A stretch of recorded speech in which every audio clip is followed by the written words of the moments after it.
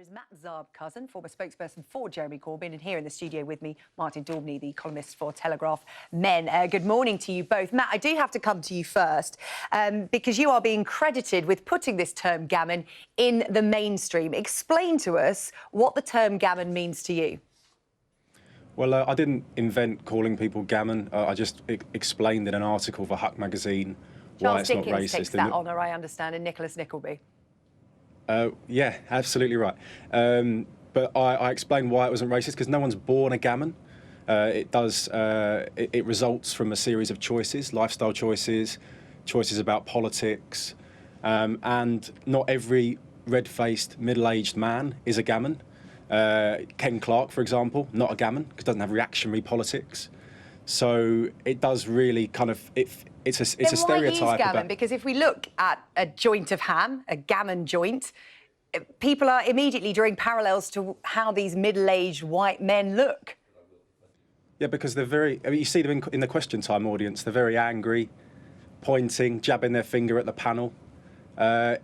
It's a consequence of their state of mind. The red in the face, the red face. It's not racist. It's a ridiculous kind of supposition that could be racist. OK, it's interesting, isn't it, Martin? Because a lot of people are saying, well, hang on a second. If you equated a piece of food with a Muslim man or a black man, we wouldn't quite be seeing it in the same jolly light. Yeah, I mean, I don't think it's a racist term. Let's just say that. I think actually it's the first funny thing that the liberal left have done. You know, they are defined by their kind of turgid humourlessness. I think gammon's actually quite funny, and I love gammon.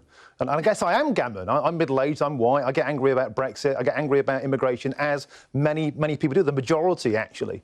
What I think is interesting here is how a lot of people are taking it as a racial slur. Now, that's their consequence. Like, we say gammon isn't a race, true, but neither is a coconut. But when Savvy Javi was called a coconut, that was interpreted as racism, but a coconut isn't a race. So what is racist? I guess it's not the people's job who say the offence to deem that. It's those who are on the receiving end of it. And, of course, we can argue that whites aren't oppressed. Systematically, we hold privilege, we hold power. Yeah, of course. But why? I think what's happening here is it's not so much the message, it's the messengers. If you play the identity politics game, particularly when Owen Jones picked up and ran with this, he's a guy who takes that sort of holier-than-thou perch in every single one of these debates.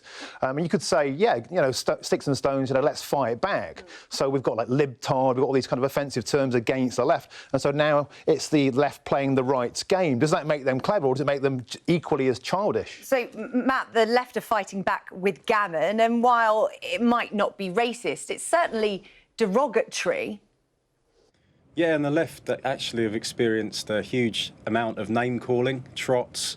I've been called a Stalinist. Yep. I've been, hard left even is a pejorative term, when really all we're doing is supporting a Labour leadership that has propagated very mild socially democratic policies. So, I mean, all of these pejorative terms have been carried by the mainstream press in the last 3 years. And I was in a debate yesterday with a Times political correspondent who had written an article about this. And she said, why can't we just leave the name calling and just talk about policies and talk about how to improve the country? And I said, amen, thank you. Because really what all the right have been doing for the last 3 years is trying to delegitimise the left through name calling. And when we come up with some funny names to kind of fight back or, give a bit back, it then becomes a kind of... it's on the news agenda. OK, well, if gammon's funny, why isn't coconut funny? Well, if you talk about Sajid Javid there, he was born that way. You can't be racist that's racist, clearly, because someone is born that way. A gammon is not born that way. And I would just like to ask...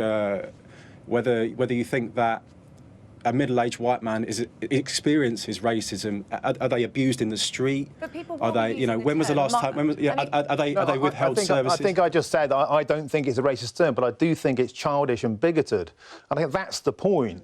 It's like if the left are playing the identity politics game and then they revert to doing what they criticise the right for doing, then they're just part of the problem. They're equally as kind of childish, if you like. Although I do think gammon is funny. I do think it's a very descriptive and evocative term, and I guess I am gammon. I don't don't care. I'm not offended. You know, I've got bigger things to worry about than name calling, and I agree with Matt. You know, if we could talk about policies, but when we get down to to name calling, what about anti-Semitism in the Labour Party? You know, we don't have a clean bill of health, and so it's not appropriate, I don't think, for the left to say all the right do is insult the left. Well, what about insulting Jewish people, insulting Savi Javi? You know, if we want to get our shop in order, all of us, then that's a collective responsibility. But it's not fair or factually correct to say this is only the right that are doing this. It's not. It's ambivalent. And Matt, I'll let you come back on that point. Yeah, I just think there's a real double standard going on, because the Times were really upset about the use of the word gammon, which, to be honest, I think is quite funny.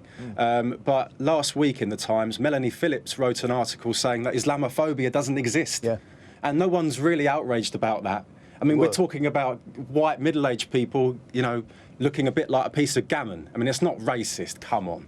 I think it's ridiculous. Funny. I do think it's funny, but a lot of people don't. It's interesting. I did a hugely unscientific Twitter poll yesterday. 2/3 said they thought it was offensive. And, you know, well done. You are creating a great news agenda around offensive words, and I think it's a fun talking point, but it has a serious side.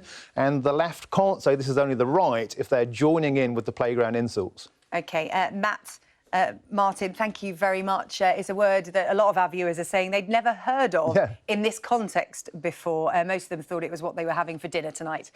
Thank you both very much indeed. Cheers. Thanks. You didn't frankly have the balls to put country before party.